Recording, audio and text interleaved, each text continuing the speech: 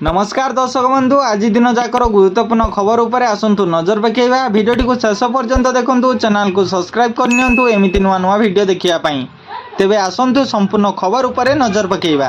प्रबल बर्षिब नादिब वर्षा हेब आसंता 6 तारिख जाए वर्षारु त्राही मिलिबनी। प्रबल वर्षा हेबा नै आकलन आसंता 6 तारिख पर्यंत वर्षारु निस्तार नाही।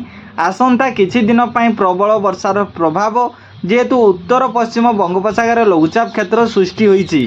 पश्चिमबंग और बांग्लादेश उपकूल लघुचाप क्षेत्र सृष्टि होईछि जहाँकि उत्तर ओडिशा पश्चिमबंग और झारखंड मध्य दे गति करिवो। लघुचाप प्रभाव में दक्षिण पश्चिम मौसुमी वायु सक्रिय रही तेणु उपकूल और उत्तर ओडिशार प्रबल वर्षा हेबार नहीं संभावना रही। यह वर्षा नहीं 4 जिला को रेड अलर्ट जारी करिछि आंचलिक पाणीपाग केन्द्र। प्रबल अति प्रबल वर्षा नहीं सतर्कता जारी होईछि। आज पई मयूरभंज केन्दुझर सुंदरगढ़ बालेश्वर रेड अलर्ट जारी करा जाइछि। देवगढ़ संबलपुर झारसुगुड़ा अनुगुल ढेंकानाल जाजपुर भद्रक रे अति प्रबल वर्षा हेबार संभावना रही।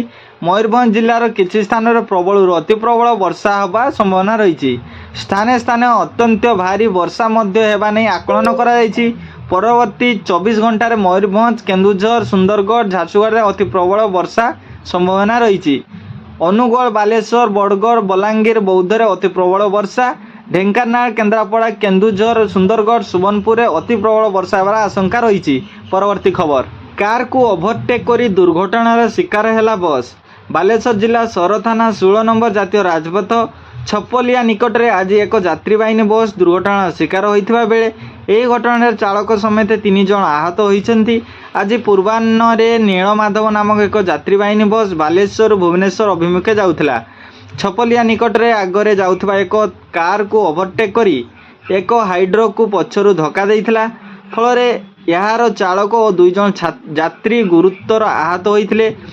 स्थानीय लोके सेमानंको उद्धार करी सौर डाक्तरखाना भर्ती करथिबा बेले खबर पाई सौर पुलिस घटनास्थल पहुंची गाड़ी को जबत करी थाना रे रखिबा सह तदंत आरंभ करिछि। परवर्ती खबर उत्तर ओडिशा रे बन्या भय अलर्ट रे मयूरभंज बालेश्वर जिला प्रशासन ग्राउंड रे ओड्राफ एनडीआरएफ और अग्निशम बाहिनी आसुची। बड़ वर्षा लघुचाप प्रभाव में राज्य में 5 जाए प्रबल वर्षा संभावना रही।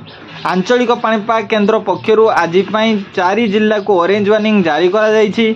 सेहीपरि अधा ओडिशा को येलो अलर्ट जारी करा जाइछि। प्रबल वर्षा जोगु उत्तर ओडिशार बन्या भय रही।